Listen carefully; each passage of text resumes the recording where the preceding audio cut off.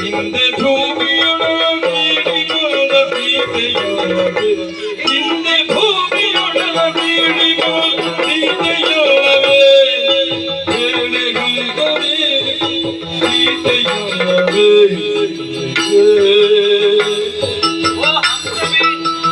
ನನ್ನ ಪರಿಚಯ ನಿನಗಿದೆ. ನನ್ನ ಹೆಸರು ಸೀತಾ ಎನ್ನುವ ಹಾಗೆ ಈ ಹಿಂದೆ ಜನಕ ರಾಜ ಪುತ್ರಕಾಮೇಷ್ಟಿಯನ್ನು ಮಾಡುವಂತಹ ಸಂದರ್ಭದಲ್ಲಿ ಬಂಗಾರದ ನೇಗಿಲನ್ನು ಕಟ್ಟಿ ಉಡುವಂತಹ ಕಾಲದಲ್ಲಿ ಆ ಬಂಗಾರದ ನೇಗಿಲು ಬಂಗಾರದ ಪೆಟ್ಟಿಗೆಗೆ ತಾಗಲ್ಪಟ್ಟಿತ್ತಂತೆ. ಬಂಗಾರದ ಪೆಟ್ಟಿಗೆಯನ್ನು ಒಡೆದು ನೋಡಿದಾಗ ಹೆಣ್ಣು ಶಿಶುವನ್ನು ಗೋಚರಿಸಿತು. ಮನೆಗೆ ತಂದು ಸಾಕಿದ. ಸೀತಾ ಎನ್ನುವ ಹಾಗೆ ಹೆಸರನ್ನಿಟ್ಟ.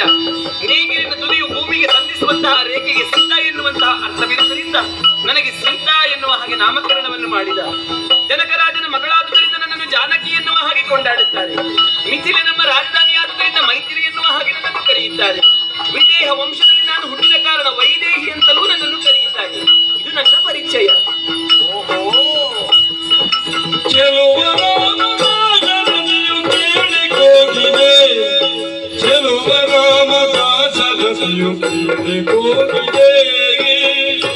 ಸೂರ್ಯ ಕುಲದ ಧೀರ ಶಾಂತ ಶರದಿ ಬಲ್ಲೆ ನಾನೆಲೆ ಸೂರ್ಯ ಕುಲದ ಧೀರ ಶಾಂತ ಶರದಿ ಬಲ್ಲೆ ನಾನೆಲೆ ಕೇಳೆ ಯೋಗಿನೇ ಬಲ್ಲೆ ನಾನೆಲೆ.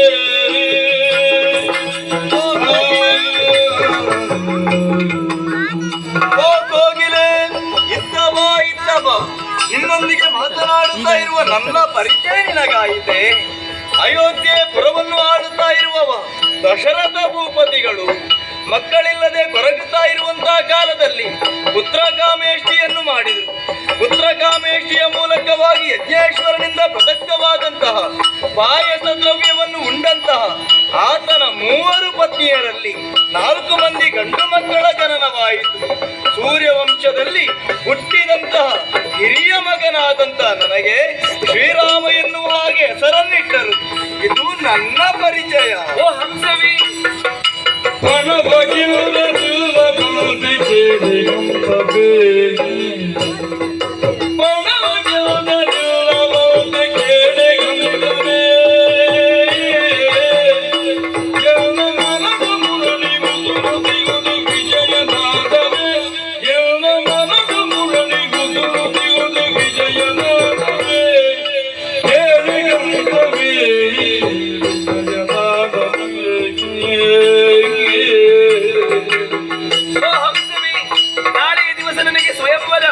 ರಾಜಾದಿರಾಜರು ಬಂದು ಸೇರುವವರಿದ್ದಾರೆ.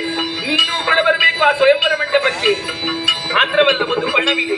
ಯಾವಾತನು ಶಿವಧನಸ್ಸನ್ನು ಹೆದೆಯೇರಿಸುತ್ತಾನೋ ಅಂಥವರಿಗೆ ನನ್ನನ್ನು ಕೊಟ್ಟು ವರಿಸುವುದು ಎನ್ನುವ ಹಾಗೆ ನಿಶ್ಚಯ ಮಾಡಿದ್ದಾರೆ.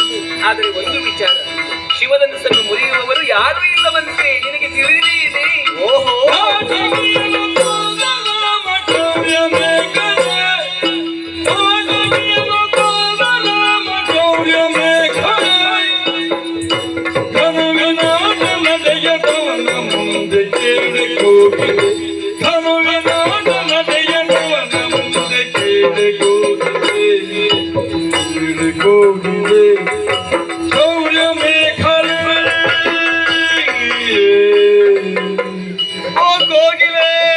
ವಸಿಷ್ಠರ ಅನುಗ್ರಹಕ್ಕೆ ನಾನು ಪಾತ್ರನಾದವನಿದ್ದೇನೆ.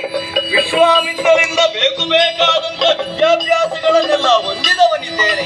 ಕಾಡದಾರಿಯಲ್ಲಿ ಬರುತ್ತಿರುವಂತಹ ವೇಳೆಯಲ್ಲಿ ದುರುಳೆಯಾದ ತಾಟಕಿಯನ್ನು ಕೊಂದೆ.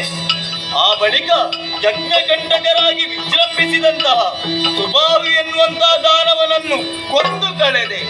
ಮಾರೀಚನನ್ನು ನಾನೇನು ಮಾಡಿದೆ ಬಲ್ಲಯ್ಯ? ಮಾನವಾಸ್ತ್ರದ ಮೂಲಕ ಸಾಗರದಾಚೆ ಹಾರಿಸಿದವನಿದ್ದೇನೆ. ಇಂತಹ ರಾಮನ ಮುಂಭಾಗದಲ್ಲಿ ಶಿವಧನುಸ್ಸಿನ ಆಟ ನಡೆದೀತೆ ಹೇಳು.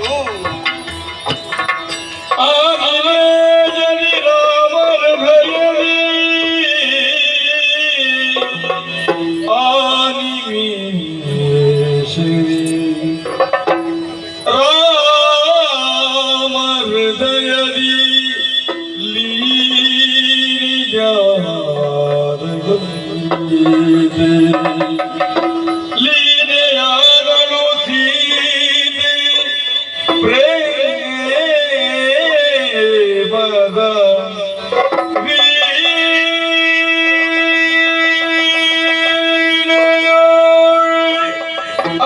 ರಾಮ